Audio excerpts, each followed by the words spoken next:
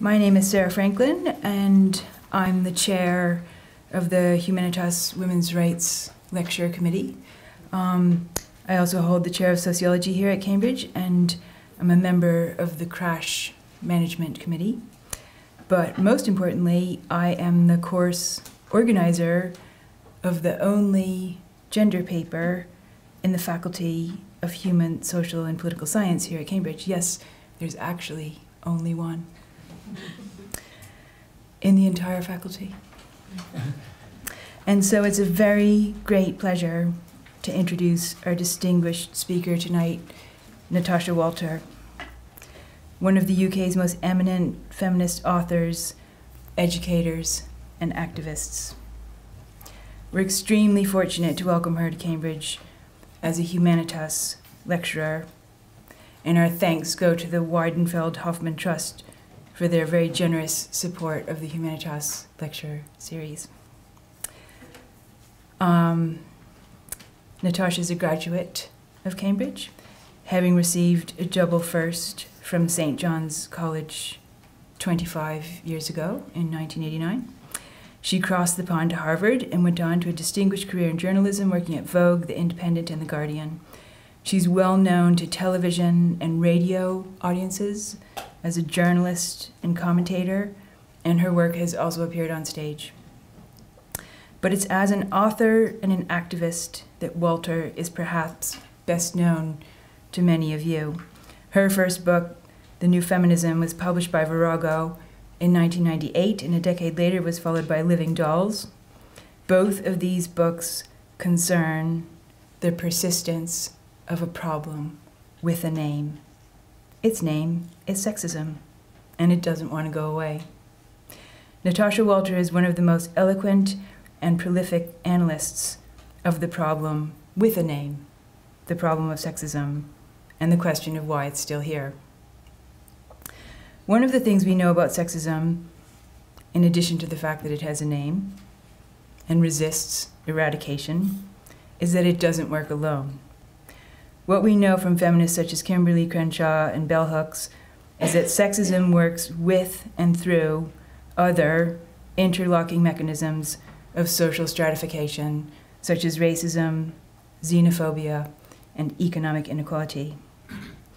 This is why Natasha Walter's work with refugee women, a group she founded to work alongside women asylum seekers here in the UK, is of particular importance to us this week, while she's our visitor here in Cambridge, and of course is also of particular importance on the news, for those of you who have been watching these issues unfold. In this respect, Natasha's work is closely interwoven with that of our previous Humanitas women's rights lecturers, Helena Kennedy and Milan Verveer.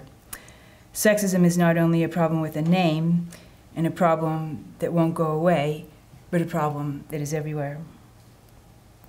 This is why I'm very pleased to see all of you here tonight. I hope you'll be back on Thursday for the second lecture in this series.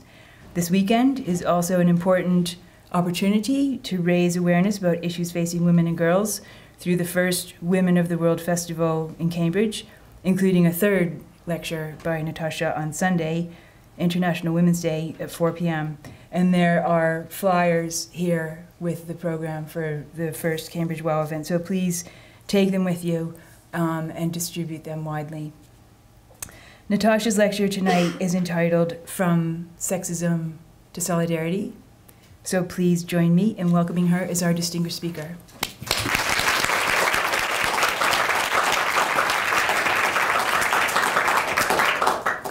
Thank you so much, Sarah, for that way more than generous introduction. I'm very grateful to the Humanitas programme at the Centre for Research into Arts, Social Sciences and Humanities for giving me this space to speak here today and on Thursday about some of the changes that I'm seeing in the women's movement at the moment, and also what I think might be lying ahead of us. There will, as Sarah mentioned, also be other events in the programme, a workshop tomorrow with the Cambridge Feminist Society and the event at WOW on Sunday. And I hope to see some of you also at those.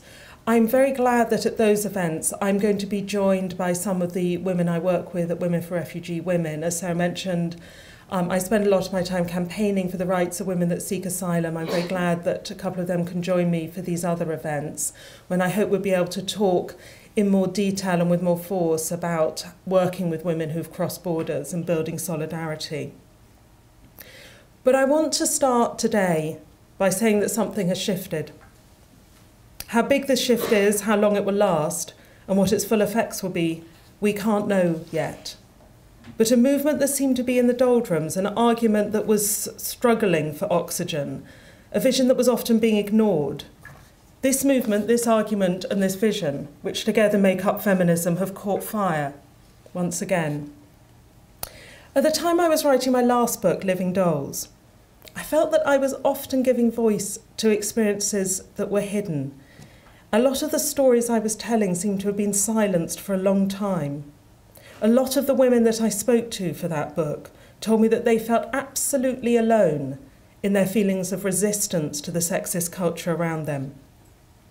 For instance, a vital inspiration for that book came from a young woman, Carly, who emailed me after I'd written a newspaper article about lads' magazines, about the mainstreaming of soft pornography.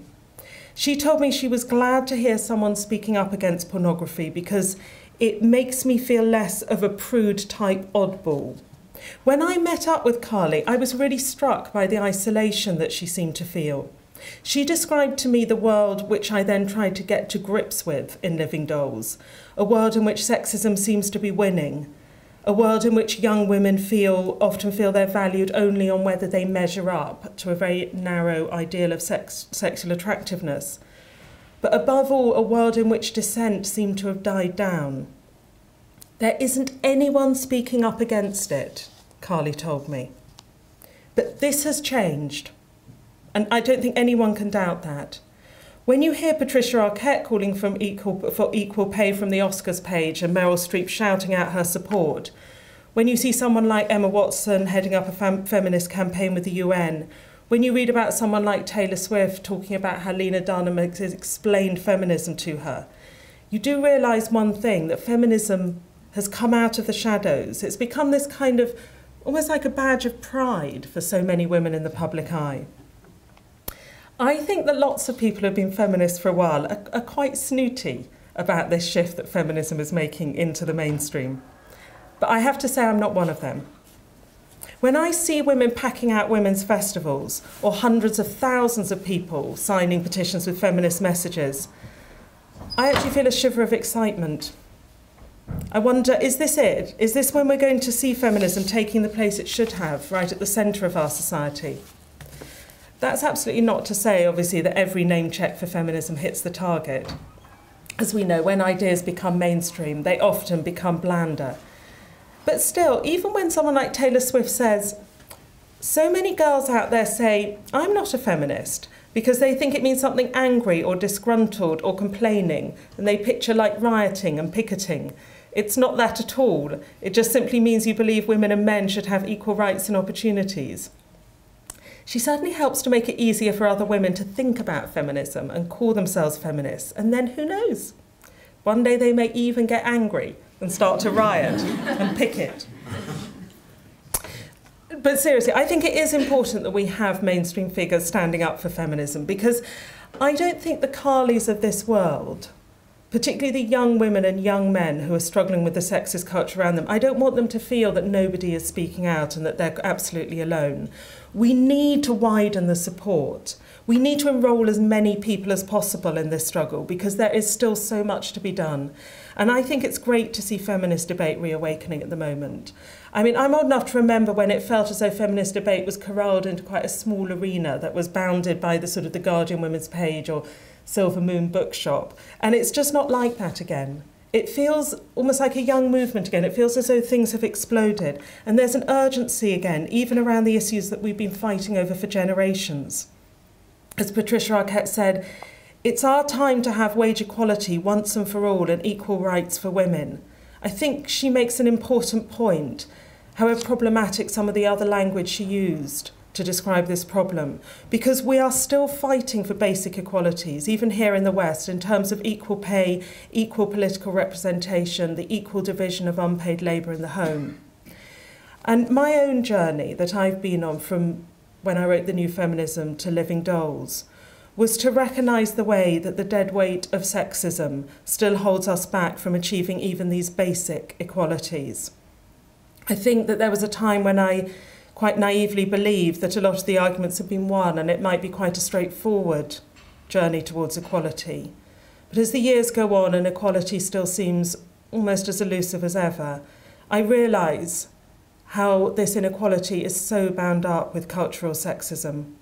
That's why in Living Dolls I went out to explore our hypersexual society, in which girls are encouraged to believe that they're only valued if they fit into that narrow sexualised appearance. And I also explored that fatalistic acceptance of biological determinism, which I think is so dangerous, because again it holds back our movement to equality. If we believe somehow that power or systematic thinking are not in some ways truly, genuinely feminine, then we tend to downgrade women's abilities, tend to push them into certain roles, fail to reward women if they don't toe the feminine line. Since I published Living Dolls, I think more and more attention is being paid to these elements of sexism and how to tackle them.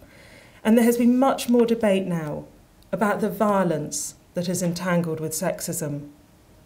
Feminists have been asking for years, is this culture in which women are valued so much as sexual objects rather than subjects? They're to give pleasure to men rather than explore their own pleasure. A culture which also encourages some men and boys to feel that they can get away with violence with impunity.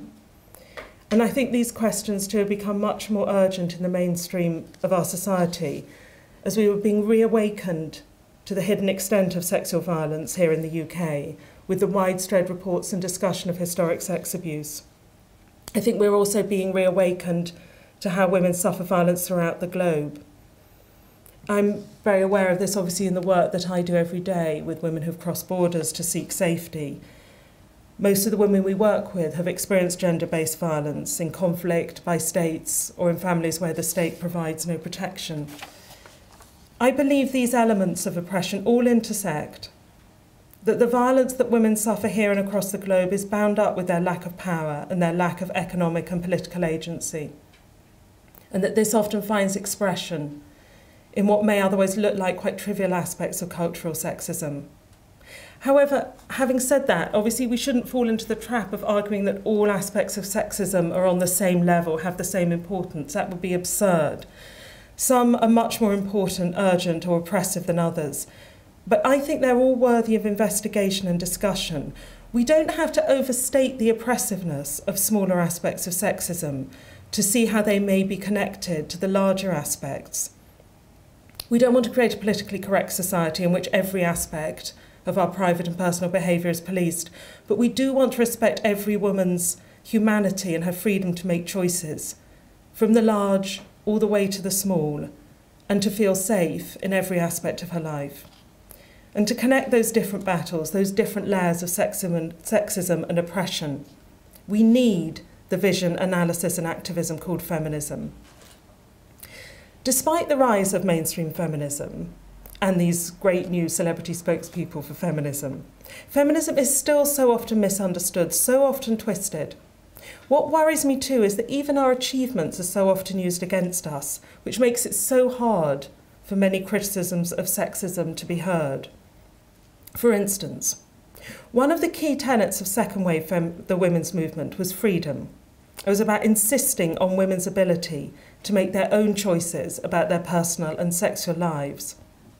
But this appeal to respect individual choices is too often twisted as a way of simply deflecting criticism. So for a long time I found that if you spoke up against phenomena from lads magazines to lap dancing clubs, you could be silenced in the name of freedom of choice. We were told, if you don't like it, don't read it. Or if she's working there, well, that's her choice. When I was researching Living Dolls, I found this language of choice was used particularly by people who worked in controlling roles in the media. As one television producer who helped sell the lifestyle of glamour modelling or soft pornography to young women said to me, if it's a choice between that and the glamour of that and working in Superdrug for the rest of your life, why not? If that's the choice you want to make for yourself. It's easy for him to talk about choice, a lot harder for him to recognise how restricted those choices might feel to women with few other options in life and at a time of reduced social mobility. These appeals to free choice have even been used to mark real abuse. And this is finally being seen with more clarity as people begin to ask, how is it that our society has allowed so much abuse to go unpunished for so long? For instance, in the serious case review published after the child sexual exploitation was uncovered in Rochdale, investigators stated it was the use of the language of choice and lifestyle by police and social workers that reinforced the concept that young people had the freedom to make meaningful choices about the way they could live their lives, whereas in fact the abuse they were suffering made this impossible. One mother of a girl who was being abused in Rotherham said that even when her daughter was 11 years old, the police said about her sexual relationships with older men, that's Holly's decision to make. And MP Anne Coffey noted in her 2014 report into child sexual exploitation throughout Greater Manchester, girls were not seen as victims, but as having made a lifestyle choice. And because of that, they were not offered the protection that they should have expected from the police and other agencies. Alongside this twisting of choice, we see a twisting, I think, of the idea of sexual liberation. One of the great achievements, again, I think, of the second wave women's movement was to insist that women who wanted freer sexual lives should not be judged as whores or freaks. But that demand for liberation is often twisted, so that any criticism of our current sexual culture can be called backward-looking and prudish. As one woman I interviewed for Living Dolls, who'd worked for a time as a lap dancer, said to me, now women get told they are prudes if they say they don't want their boyfriend to go to a club where he gets to stick his fingers in someone else's vagina, or if they say they don't want to watch porn with their boyfriend. But being sexually liberated, I don't think it means that we have to enjoy and accept the forms of sexual entertainment invented by men for their pleasure. This phenomenon of silencing women by calling them prudes is something I've decided to call prude shaming, to go along with the term slut shaming.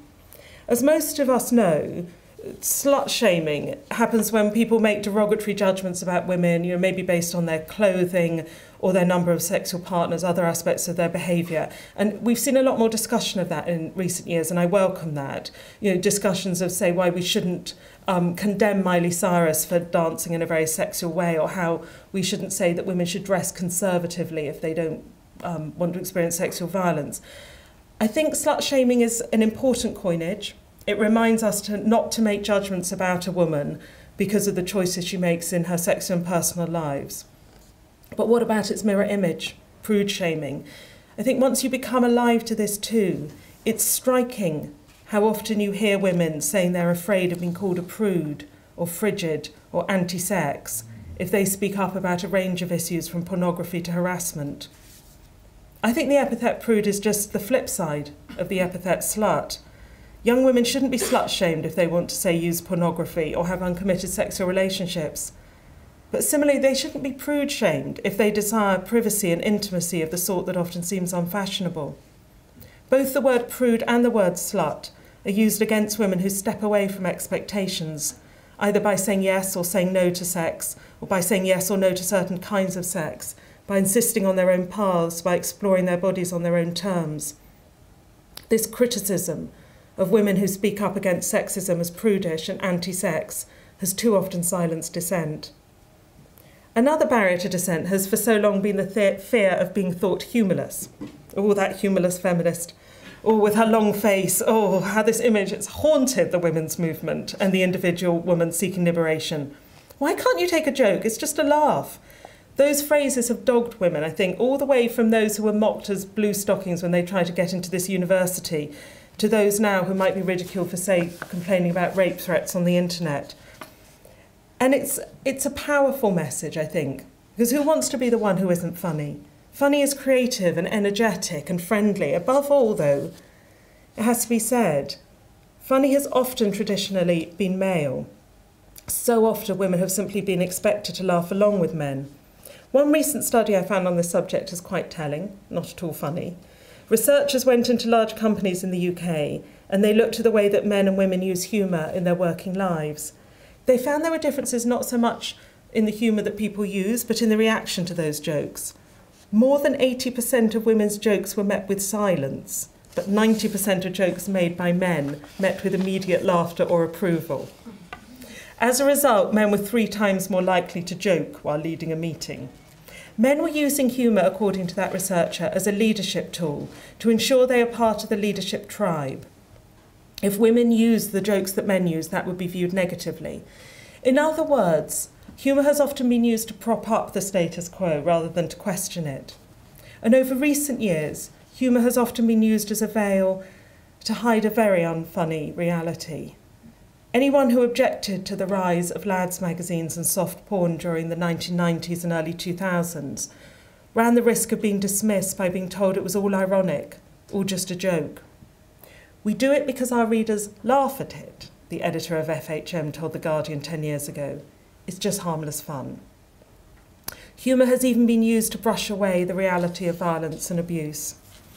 Over the last few decades, many individuals have been able to perpetrate abuse with impunity. And it's striking when you read these accounts of historic sex abuse, how often they seem to mask their actions not with any serious defence, but with jokes, with banter. For instance, Jimmy Savile was known for his banter about sex with young women. His biography, Dan Davis, recorded that he made a habit of going up to elderly couples and saying, "You want to be careful about being seen with underage girls," motioning to the man's wife. You could get into trouble for that. For too long, sexism has worn these masks: choice, liberation, humour. But now I think they are beginning to be torn off. I see women making decisions to tell their stories their way, even if they are being criticised as prudes or sluts for doing so. I see women finding their own ways of being funny and refusing to laugh along with the boys when jokes hurt us more than they amuse us.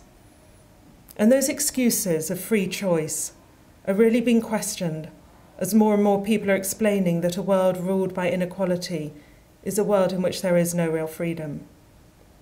Many of the conversations that are happening now are not comfortable, as hidden realities are laid bare and accepted myths are torn down. But it is exciting that these words are being spoken out loud. Above all, women are now being heard when they talk about their direct experiences of abuse, harassment, and violence. Why is this push towards the truth happening now? It may feel sudden, this eruption of voices and anger, but really it isn't. It's the fruit of generations of work. It's because of the efforts that feminism have been making over years, slowly, surely bringing arguments that were once seen as too radical and too marginal to be heard into the mainstream. In the second wave women's movement, women really began to speak out about the reality of abuse they experienced as children and as adults, by strangers and in relationships. As they shared their experiences, they began to recognise the shame that victims had been forced to carry for these crimes for so long was not their shame to carry. This recognition has been shared beyond the women's movement. Men too, who are survivors of sexualised violence, are being enabled to speak about their experience. And I think this is one of the great achievements of feminism, to open up paths through which survivors of sexual violence can speak out and seek redress. Now more and more survivors of abuse are insisting that the shame must be shifted back onto perpetrators.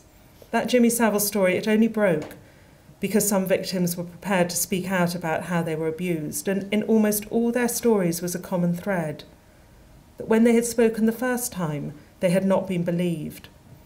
One woman who was abused as a 16-year-old patient in Leeds General Infirmary by Savile said that she started to tell the nurses in the immediate aftermath and they laughed at her. Another was told she must have imagined it. But throughout the country, more and more survivors, both from distant and more recent past, have been given strength to speak as they see victims being taken seriously. In Kent alone, police told the BBC they saw a 200% rise in reported historic sex abuse cases when the Jimmy Savile story broke in 2012. That decision to shrug off the false sense of shame that has gagged victims for too long is seen in many different arenas. When the actress Samantha Morton spoke about how she was abused in care as a child, she took a momentous step. She herself has said that she was inspired to speak out by hearing about the abuse of children in Rotherham. At the time of her abuse, she said that she felt she, rather than her abusers, was punished, that her words went unheard. She said it was even assumed that she was in some way complicit in her own abuse. When she found her police records, it only had a mention of frolicking. But by breaking the silence that was forced upon her, she gave hope and courage to other women. This breaking open of long years of silence is invaluable. But the cultural and social shifts that we want to see to prevent this violence and to get redress for victims, it can't only rely on survivors coming out, telling their individual stories in public. The understanding of the nature of the impact and the nature of abuse has to spread beyond experiences of individual survivors towards the perpetrator, towards a society which enables abuse to take place. And I think this shift of understanding, we can see the beginnings of that. Certainly over the time I've worked in the media, a few brave feminist writers and editors have always tried to frame stories about violence of women in a wider context of sexism. For instance, in the 1970s, the journalist and writer Joan Smith explained why the Yorkshire Ripper's crimes against prostitute women were just as serious as crimes against other women. Or I remember in 2005, Catherine Viner at The Guardian documenting all the women killed in the UK by their partners in 1 year in order to give a name to a problem and violence that was so hidden. Such women doggedly pushed forward the feminist understanding that violence against women is too often trivialised or even blamed on the victims themselves. But now there is a shift. Old patterns of blaming the victim and sympathising with the perpetrator are being challenged more often. Social media, I think, is helping to strengthen those challenges, amplifying conversations that outrun the old conventions of mainstream media. So I'm thinking of something, say, like the coverage of the Oscar Pistorius trial. That was transformed by feminists on social media who used that hashtag, her name was Reeva Steenkamp. Their constant insistence on bringing attention back to the woman who was killed meant that something changed, not necessarily in the trial itself, but in the way it was received and understood by others. That woman who could no longer speak was given a name. She was made the centre of the discussion. Whenever the mainstream media started to talk sympathetically again about Pistorius' loss of career or his public disgrace, these commentators brought the conversation back again and again to this central fact, that a woman with a name and a life, had been killed by her controlling boyfriend. This shift in the debate is not marginal. Look at the case of Ched Evans, the footballer who was convicted of rape. A few years ago, an unrepentant rapist might have faced objections from just a small cohort of feminists when he tried to return to his old life.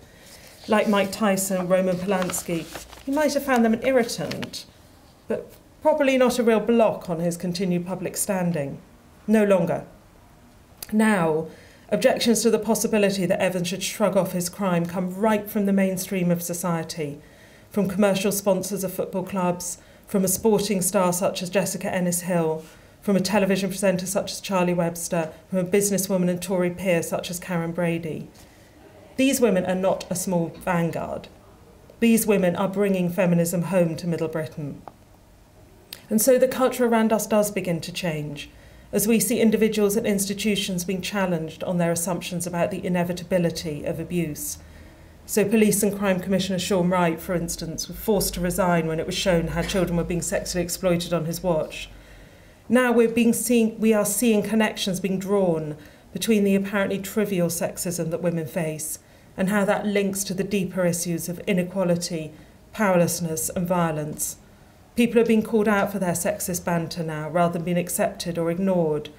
And women are being heard when we say that we don't want these imitations of equality and humour and choice. We want real liberation, real laughter, and the freedom to make real choices.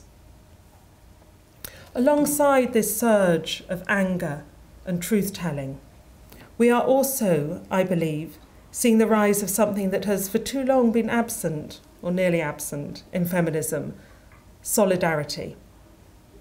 I have sometimes been rather shaken by the lack of mutual support in feminist debate in the recent past. In the 1990s and early 2000s, it seemed that many feminists had lost the sense that solidarity is important and worth working for. Indeed, for many years, it could seem that those most determined to shout down new initiatives and new voices were feminists themselves. And many of the most visible spokeswomen for feminism seem to be drifting away from activism and campaigning, losing sight of the need to build alliances to create change. It may seem odd to some of you that I'm choosing this moment to say that I can feel a resurgence of solidarity in feminism. I know that for some feminists this can be very hard to find. I know that there's a lot of anger around some themes. I hear the accusations and counter-accusations of people being banned from some platforms. I don't want in any way to discount the force and the bitterness of some of these arguments. But I also want to tentatively lay out a counter-experience of feminism over the last 5 years. My experience of feminism over the last 5 years is one in which I see many people making incredible efforts to build and sustain solidarity to support one another in feminist debate and struggles. I suppose if I want anything from these 2 lectures and my time here in Cambridge, I'd like to have a discussion, start a discussion, join a discussion with you all about whether you also recognise the kinds of solidarity that I've been seeing, what this sort of solidarity entails, and whether there are ways that we can sustain it into the future to make real change. In no way do I want to minimise the challenge of building solidarity. In today's world, I think it's easy to see why solidarity may be difficult for many feminists. I think most of us probably come to feminism personally because of a sense we're a bit out of step with the prevailing culture in society. We want more freedom, not less, more recognition often of how our personal stories differ from that kind of cookie-cutter view of femininity that society presents us with. So it's unlikely that we're easily going to fall into step with another vision of how we should be behaving, what we want to do and what we want to do. It's unlikely that we're going to accept that our complicated personal stories, with all their contradictions and unpredictability, could easily be pulled into a particular pattern.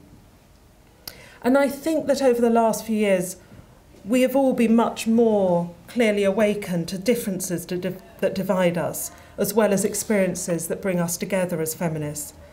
Surely we are all more and more aware of those cultural differences, ethnic differences, differences of nationality and sexuality and gender identification.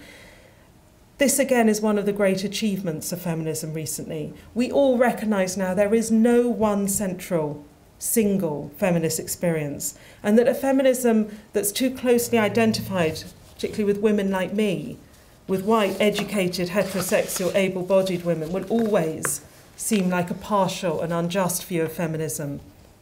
Still, I will necessarily be speaking from my own experience of solidarity here, and I do recognise that other women's experiences will be very different. So I hope you'll take this discussion of solidarity as it is intended, as a tentative foray into beginning a journey into this subject, rather than some kind of template or imperative that I'm holding out to you.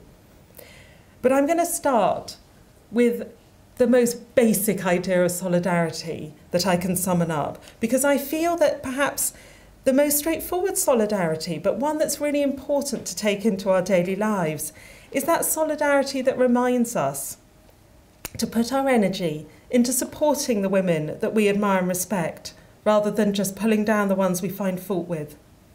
Because as feminists, I'm always very aware that I stand on the shoulders of giants, on the achievements of the great feminists that came before us. But we are also stronger now, I believe, if we can join forces rather than turn on one another. Personally, whenever I read an article or tweet or blog that centres on criticising another feminist, however sharp or funny it is, I can't help feeling a bit shrunk by it. But whenever I read something written by a feminist that talks up her allies and goes after real enemies, I feel bigger for it. Look, we do have a really big struggle on our hands, and I feel we all need to be big enough to take this on. And I think this idea of quite a basic personal solidarity is particularly important in the echo chamber of social media, where this strange excitement of public shaming often seems to drive conversations. Yeah, there can be a lot of energy in those debates, but I think it's important that we think about who benefits from those releases of anger. It can be a regressive rather than a progressive energy. It can be the energy of a crowd that unites to root out a heretic or push away the scapegoat. Its effect can be to make our culture more rather than less rigid, less rather than more tolerant. I think it's really important not to mistake purity for power. I think there are more important things we have to do than throwing stones. We have to start building things up. So alongside this very basic solidarity, which I guess you could also just call politeness, I think we can all recognise the power of what I'm going to go on to call a pragmatic solidarity. Now, this kind of pragmatic solidarity that I want to talk about, at times I think it can be quite transient and feel quite undemanding. That sort of solidarity that works quite well when people come together over the internet. I want to take as an example the success of the No More Page 3 petition. Hundreds of thousands of people signed that feminist demand to end the objectification of women in a daily newspaper. And people were signing that petition for all sorts of reasons. They were coming to it from so many different starting places. I'm sure that for a lot of people that signed, it was their first venture into feminist action. And so they probably liked the fact that it wasn't too ambitious, that it wasn't too demanding. Whereas for others who signed, it's very small scale, might have felt disappointing. You know, why not no more porn, I heard feminists say. Why not no more objectification? Why just concentrate on page 3? But no matter, I think, the different directions that people were coming at the petition for. You know, some people might have signed the petition because they didn't like the idea of their kids seeing any nakedness anywhere at all. Other people might have signed the petition thinking, I'm absolutely fine with nakedness anywhere, but I think it should be equal opportunities nakedness, and I want to see the men naked as well as the women. Some people might have been signing because they thought the Sun's page 3 was part of the patriarchal objectification of women and fed into the sexism that denied women agency at every level of their lives. Whereas other people might have signed thinking, I think women are doing pretty well nowadays. I think we've got most of what we want. This looks really old-fashioned. It looks like a throwback. So there'd be all kinds of different motives clustering around. But for the moment of signing, people were laying differences to one side and creating a difference as they sign. And I found it interesting to see how cleverly Lucy-Anne Holmes, the founder of that petition, and her team responded to the kind of differences that were obviously erupting among those who are signing. They didn't try to silence the differences. They didn't try to corral people, you know, into towing the line on other aspects. But they used a sort of humour, a kind of low-key pragmatism, conversational style to deflect any arguments that threatened to derail the campaign. And so more and more people joined until the Sun had to respond. I do recognise that this solidarity can be very transient, because it doesn't have to be sustained beyond the moment of signing. And I think that's why, obviously, it could be dismissed as clicktivism, you know, as just a kind of lazy activism that doesn't go anywhere else. Having said that, I think it would be doing this campaign a disservice to dismiss it in that way, because I think it's interesting how people who've signed that petition are also getting involved with other campaigns, how Lucy-Anne Holmes is making sure that it is intersecting with other campaigns, and how it has moved beyond the internet into other events and actions, and has provided, I think, a sort of gateway to feminism for a lot of younger people that are using it to learn more about other types of sexism and how to demand change. In other places, I've also seen pragmatic kinds of solidarity being built, and some of these really push forward unlikely alliances in a way that I find really, truly inspiring, as they cross borders of ethnicity, nationality, faith, political persuasion. For instance, I find it incredible to watch that movement against female genital mutilation, which is growing from something that for a long time, even many feminists saw as very marginal, into a grassroots-led, survivor-led movement that is demanding the protection and empowerment of girls.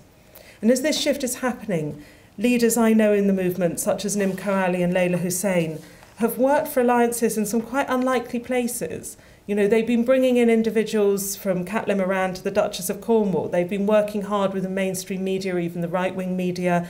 They've sat down not just with left-wing politicians, but also right-wing politicians in power at the moment. And through this pragmatic decision that they've made, to build these alliances, some of which would have felt more comfortable than others to them. We see the beginnings of change. We see the start of support for girls at risk, the beginnings of channels of redress for victims. I'll just say something here about the work that I do at Women for Refugee Women, although I'll be exploring that further in my second lecture and other events.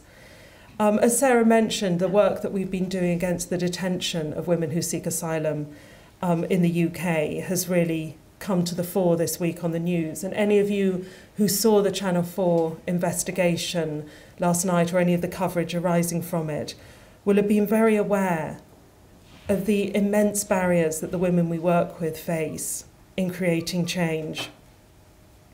For instance, one woman that we work with right now came to this country from Sierra Leone, where she had escaped female genital mutilation as a child, but was now being forced in her early 20s into marriage, and her prospective husband insisting on FGM. She fled here for safety and said she was locked up in Yarlswood, where she faced harassment, intrusion from male guards, a real loss of dignity and privacy. Survivors like her who are choosing to speak out, and I believe that some of her words and story will be in The Guardian tomorrow, survivors like her who are choosing to speak out are right at the heart of the campaigning that we're doing. They are our leaders, they are our mentors, they are showing us the way, they are the strength of the campaign.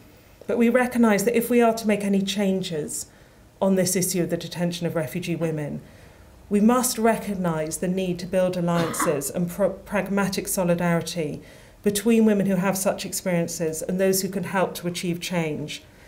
So we need to build solidarity throughout the women's movement, throughout mainstream media, throughout the political establishment in order to create change. I believe we are seeing this solidarity beginning to happen, this pragmatic solidarity. When I call this solidarity that I see pragmatic, it's because I feel it has this desire for political change at its heart. But that's to sort of describe it from the outside. It doesn't explain why it is that people choose to work together, what it is that draws women together on these issues. I think that even when the solidarity looks most pragmatic, it still is underpinned by something that's very human and empathetic. People are not joining campaigns against FGM or against detention or even against Page 3 purely because they recognise their own interests being reflected in it. So what does draw people to empathise with other women and to take action alongside them? Sometimes these may be problematic or questionable reasons. I recognise that. But what I so often see more and more, I think, is the empathetic recognition of humanity among women, maybe the recognition of shared experiences of being a woman, however different our lives may be, whatever borders lie between us. We do not want or need to erase these differences as we recognise the potential strength of this empathy. At a recent TEDx conference that I talked at, I shared my platform with one of the key leaders in the campaign against detention, Meltem Avcil, who was herself detained at the age of 13. She said at the end of her talk, "You may look at me and think I'm just an asylum seeker, just a refugee, just a migrant, but I'm a woman just like you. I have the same dreams and the same desires." Meltem's statement about sameness, I think, didn't mean identical. She didn't want to erase her personal story, the differences between her and other women. But I think she was asking those listening to her in the room to stop seeing migrants as a faceless mass, to encourage women to imagine what it would be like for them to go through the journey that she had experienced, to recognise her full humanity. So I believe that the kind of solidarity that sustains my feminism is both pragmatic and emotional. Women choose to stand with each other and alongside men too to make a political difference. We also choose to stand with each other because of the empathy and sympathy we feel for one another. Sometimes we stand with people whose views and behaviour may be very different from ours, but we do so because we believe that we can move forwards on an important path towards a shared goal. This is not to say that feminists are all the same. This is not to say there will not be arguments that may turn bitter and cruel at times. There are as many variations and nuances to feminism as there are individual women in their lives. But if enough of us want similar outcomes sufficiently strongly, I think we will find ways of working together. I hope that we will.